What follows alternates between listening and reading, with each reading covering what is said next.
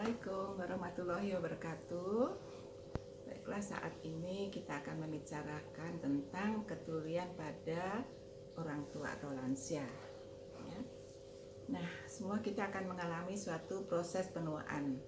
Nah, ini ditandai dengan turunnya berbagai fungsi organ badan, misalnya pendengaran, penglihatan, motorik, jadi cepat lupa, dan lain sebagainya. Nah, pada gangguan pendengaran, ini disebut sebagai presbikusis ya, dan dialami oleh 30-35% lansia di umur 65-75. Pada yang umur lebih dari 75 tahun, biasanya 50%-nya akan mengalami presbikusis. Nah, jenisnya karena dari generasi tentu kanan kiri ya. Jadi jenisnya ada pada kanan dan kiri kita mengalami ketulian ya. Dan terjadinya secara pengasur-asur sedikit demi sedikit, sehingga kadang-kadang tidak merasa terlalu terganggu kecuali kalau sudah berat ya. Nah, dimulai pada frekuensi 4000 ya, 4000 mulai menurun, itu yang utama, kemudian diikuti dengan frekuensi 6000, 8000 dan selanjutnya. Jadi pada awalnya memang tidak akan mudah terdeteksi, mereka juga tidak budek ya, enggak, masih dengar gitu ya, biasanya kayak gitu. Nanti kalau lama-lama frekuensi yang rendah juga ikut turun, barulah mereka akan, kalau kita lihat kok bapak ibu atau nenek itu kok kalau nonton TV kok keras banget gitu ya. Terus kalau diajak ngomong ya apa, dan kemudian cucunya juga atau anaknya diajak ngomong nggak nyambung, males gitu, males ngomong habis nggak nyambung. Nah, ini sebetulnya yang patut dikasihani, karena kalau ngomong nggak nyambung jadi anak cucu atau tetangga dan lain-lain semuanya males ngomong sama dia, jadi lama-lama dia akan terpencil. Nah, kalau sudah terpencil lama-lama ya jadi timbul rasa kesepian, depresi, dan akhirnya timbul penyakit fisik ya. Mungkin kenapa sih kok bisa terjadi presbikusis? Nah, tentu prosesnya adalah degenerasi organ di telinga dan syaraf ya. Misalnya di liang telinga, kelenjar minyak juga sudah mulai berkurang, kemudian gendang telinga juga mulai kaku, elastisitasnya berkurang, kohlea ya, tempat syaraf pendengaran juga terjadi degenerasi. Neuron juga demikian, juga pusat pendengaran, batang otak juga degenerasi. Nah, faktor risiko dapat dipercepat ya, karena misalnya ada kelainan bawaan, misalnya pada arteriosklerosis, kemudian ada penyakit sistemik seperti diabetes, hipertensi, kemudian riwayat terpapar bising. Jadi kalau sudah lansia, sudah manula, itu nggak usahlah pergi ke disko-disko ya, ke tempat-tempat yang sangat hiruk pikuk ya, karena akan mempercepat terjadinya presbikusis. Tapi memang itu sulit dihindari, karena sekarang di mana-mana ya, terutama di Jakarta itu, kita masuk restoran bising banget, sampai mau ngobrol itu harus teriak-teriak ya. Kemudian di bioskop itu juga bising banget ya. Nah, presbikusis sendiri ya, manusia baru menyadari ya setelah ada gangguan komunikasi. Jika tidak ditolong akan terjadi masalah sosial, terpencil, stres, depresi, gangguan kesehatan. Apa sih gejala dari presbikusis? Pertama-tama tentu kemampuan mendengarnya berkurang ya, karena degenerasi saraf pendengaran dan lain-lain. Ini terjadi perlahan dan progresif bersamaan pada kedua telinga. Tetapi jika lawan bicaranya karena mikir ini orang tua kurang dengar, dia jadi lebih keras, jadi teriak gitu. Nah, itu menyebabkan telinga jadi sakit. Kadang-kadang mereka bilang, jangan teriak-teriak, sakit nih telinganya. Nah, jadi bingung kan. Jadi sebetulnya cara bicara pada lansia itu sebetulnya malah nada rendah dan perlahan. Dan tentu kita harus berhadapan dan terang ya. Jadi beliau juga bisa mendengar dan juga bisa membaca bibir kita. Dan karena terjadi gangguannya di frekuensi yang tinggi, 4000, 8000, itu suara wanita tuh kurang didengar ya. Jadi suara frekuensi rendah pada pria itu lebih mudah didengar daripada suara wanita. Kemudian lama-lama kalau presbikusis ya seperti tadi saya bilang kurang mendapat perhatian ya, mereka lalu mengalami gangguan emosi, fisik dan sosial. Nah, kita lihat apa sih gangguan emosi, fisik dan sosial. Jadi emosinya menjadi tidak stabil ya, pemarah, mudah frustasi, kemudian depresi ya, menarik diri dari lingkungan, menjadi introvert karena mungkin nggak diajak ngomong barangkali ya, atau merasa kayak dibentak-bentak gitu ya. Dan juga yang paling kasihan adalah merasa kehilangan kontrol atas kehidupannya. Kemudian ada waham curiga ya, paranoid ya.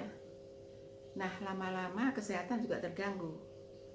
Selain itu juga tentu hubungan dengan keluarga atau masyarakat ya, teman-temannya, tetangganya dan lain-lain juga menjadi terganggu.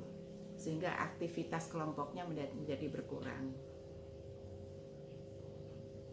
Nah, pada usia ini tentu masalah komunikasi adalah penting ya. Karena mereka mengandalkan indera untuk bisa berbicara, mengandalkan indera pendengaran ya sebagai kompensasi. Jadi kalau sudah nggak melihat, maka dia akan lebih berusaha untuk mendengar ya. Oke. Nah, bagaimana kalau misalnya kita mencurigai anggota keluarga kita, misalnya ada gangguan pendengaran, tentu kita harus bawa ke dokter. Nanti dokter akan melihat kondisi organ-organ telinga kita ya. Jangan-jangan nggak dengarnya karena kotoran telinga ya, jadi harus dibersihkan dulu. Jangan-jangan ada congek dan lain sebagainya, penyakit keluar air dari telinga. Nah, kemudian sesudah itu semua ditangani, tentu kita melakukan pemeriksaan pendengaran ya, pemeriksaan pendengaran dan juga namanya audiometri ya, namanya audiometri. Tapi ada juga audiometri tutul, yaitu stimulus kata-kata ya, menentukan kemampuan untuk membedakan diskriminasi suku kata, karena seperti tadi ada huruf-huruf tertentu yang tidak bisa mendengar. Nah,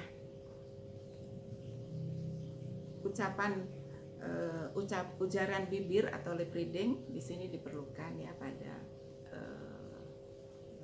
yang presbikusis ya. Jadi kalau kita berbicara harus di tempat yang terang karena mereka ingin membaca bibir kita. Kemudian tentu kalau misalnya diperlukan alat bantu dengar ya untuk rehabilitasi ya, harus pakai alat bantu dengar juga. Stop dulu. Ya. Atau memperlambat presbikusis karena tidak bisa diobati ya. Usaha kita adalah memperlambat. Nah, bagaimana caranya adalah menjaga kesehatan fisik secara keseluruhan ya, kesehatan telinga dan pendengaran. Jadi seperti tadi hindari bising ya, olahraga, kemudian pola makan yang sehat ya. Nah, terhadap penyakit-penyakit misalnya penyakit arteriosklerosis ya, penyakit kardiovaskuler ya, obat-obat ototoksik tentu harus dihindari ya. Kemudian juga jangan sampai kita terlalu sering terkena paparan bising ya. Kemudian stres juga ya. Kemudian diabetes mellitus, gaya hidup yang kurang baik ya. Jadi ini harus betul-betul diingat ya kalau kita ingin memperlambat terjadinya presbikusis pada diri kita. Nah, kita bisa nambahkan di sini ya meminum neurotonik ya, vitamin untuk syaraf. Nah, kemudian kita juga harus sering periksa rutin telinga dan pendengaran, dan rehabilitasinya adalah seperti tadi dikatakan adalah memakai alat bantu dengar, latihan membaca bibir dan latihan mendengar ya, atau operasi implan kohlea. Nah, pemakaian alat bantu dengar itu kadang-kadang orang suka nggak mau ya, malu lah kelihatan ya. Tetapi sekarang sudah ada alat bantu dengar yang disisipkan secara kecil sekali ya di belakang telinga, dan sebagian ada tersambung ke dalam liang telinga sehingga tidak kelihatan ya, apalagi kalau wanita yang ada rambut panjang atau memakai jilbab itu bisa nggak kelihatan. Pemakaian alat bantu dengar ini dapat memberi kebahagiaan karena bisa mendengar kembali dan akan merasa mudah kembali ya, bisa ikut serta dalam komunikasi, bisa ikut nyaut, tidak dicuekin lah ya. Mungkin ada ide ya alat bantu dengar ya. Kadang-kadang orang berpikir bahwa seperti pakai kacamata, ketika pakai kacamata, oh udah bisa lihat baik gitu ya. Tapi kalau alat bantu dengar itu kadang-kadang perlu disetel khusus lagi ya. Jadi kok kurang enak, terlalu dengar bunyinya terlalu keras, itu di-setel. Jadi mungkin harus bolak-balik ke pusat alat bantu dengar di mana dia membeli ya. Jadi jangan kadang-kadang nggak enak nih, taruh aja ya. Nah sekarang ini alat bantu dengar sudah lebih baik ya teknologinya ya. Jadi ada yang multi channel ya, kemudian bisa mengeras hanya di frekuensi tertentu saja, frekuensi yang terganggu ya. Kemudian ada yang namanya noise cancelling, jadi menfiltrasi bising sekitar. Jadi bising ke sekitar ini kita bisa tidak mendengar ya. Nah, jadi harus pilih antara alat bantu dengar yang cocok dengan tuntutan gaya hidup dan kemampuan fisik pemakainya.